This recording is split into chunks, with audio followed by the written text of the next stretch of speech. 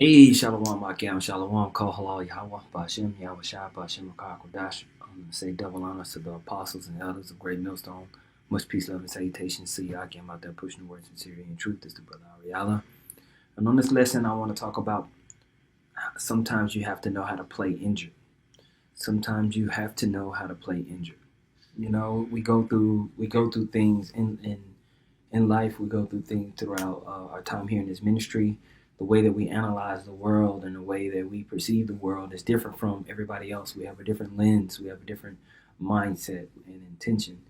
And sometimes it can cause us to, you know, take a hit spiritually or maybe take a hit emotionally and sometimes even physically, when dealing with certain issues. But you can't allow those issues to keep you from doing the work, to keep you from doing what you're supposed to do as far as the profession of this faith, you know.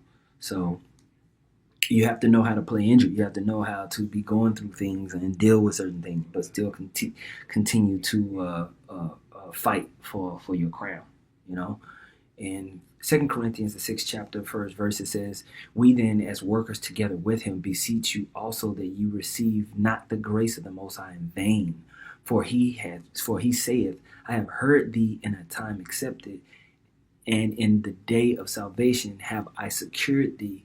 Behold, now is the acceptable time. Behold, now is the day of salvation, giving no offense in anything, that the ministry be not blamed." Okay?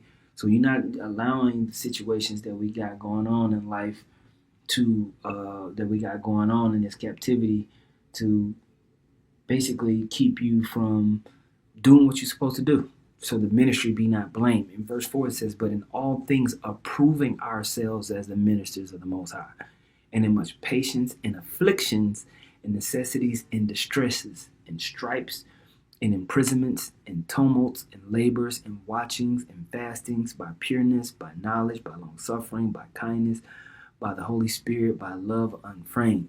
All of these different components and all of these different things that's happening in and around you should not keep you from building as far as the confession of your faith.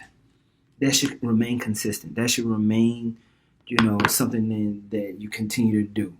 When you hear some of these professional boxers or professional fighters, even people just in professional sports, period, they say, hey, you have to learn how to play injured. There's never going to be a point to where you're 100% going into a championship fight, going into, a big game. I have one of my relatives. He talked about how every football game when he played in the league, every game he had some type of injury that he had to overcome. In the same mindset, we're always going to be dealing with, your life is always going to be happening. You're going to always be dealing with issues. You're going to always have issues maybe with your job situation. Maybe it's a car situation. Maybe it's a situation with a family member. Maybe it's just a situation between you and the brothers. Maybe it's just something that's going on in your own head. Maybe you have maybe you have an infirmity in the body. You have to learn how to play injured. You have to have a mindset to play through it and to continue to press towards the mark. All right?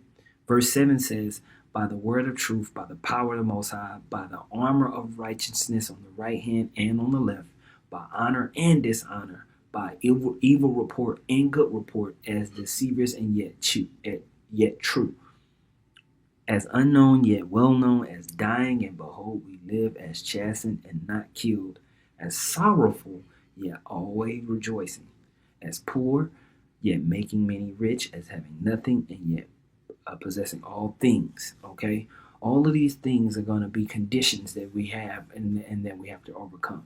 But we have to have a mindset that even things are never going to be perfect. Things are never going to be 100%. You're going to have to play through it. Okay. Philippians chapter 4, verse 11.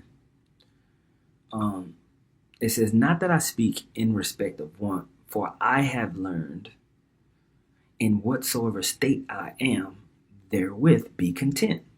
I know both how to be abased, and I know how to abound.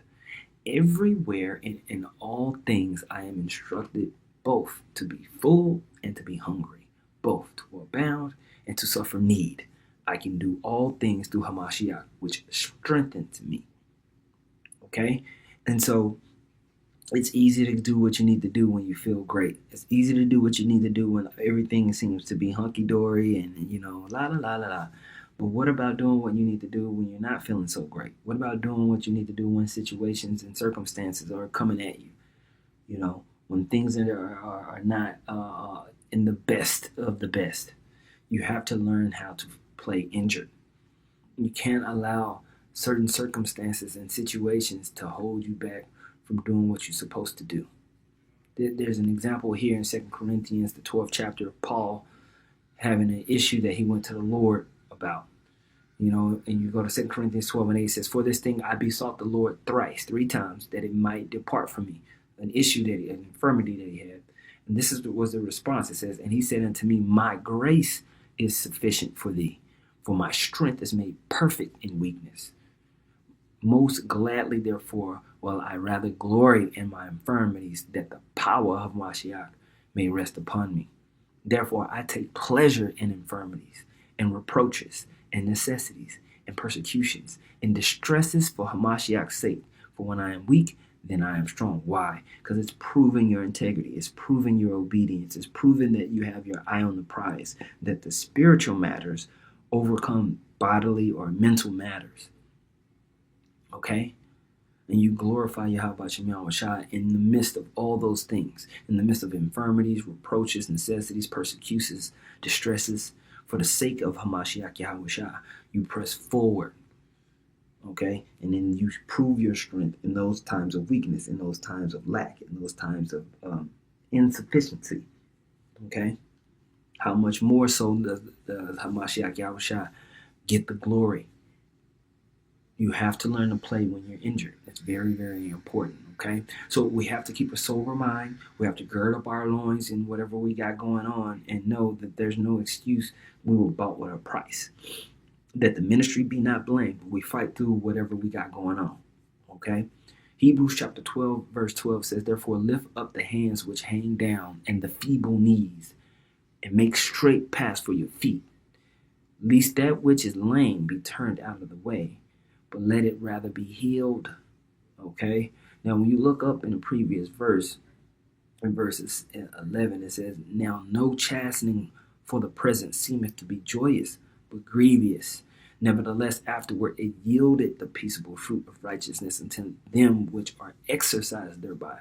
So whatever situations that you're going through, whether infirmities, distresses, necessities, issues that's going on, you're being exercised thereby. That peaceable fruit may be able to be yielded if you overcome, if you lift up those hands that's hanging down and you strengthen the feeble knees, if you make straight your path in Yahweh Shem Yahweh Shai, then that's going to produce for you what? Immortality. It's going to produce for you those treasures in heaven that the scriptures talk about. So you want to keep that in mind as we go through prayers, as you might be going through fastings and supplications and issues. Know that the Most High is not unrighteous, man.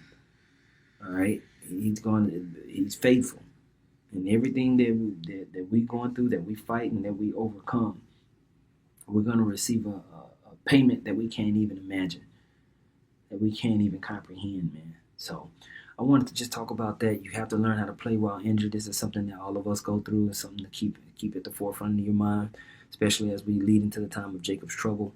There's going to be more issues, rumors, situations, circumstances that's exercising our faith and proving us as we go through this walk. Call halal Yahweh Bahashim Yahweh Shai Bahashim Rakah Kodash. Double honors once again to the apostles and elders of Great Millstone. Much peace, love, and salutations to you. I came out there pushing the word, sincerity, and truth. Shalom.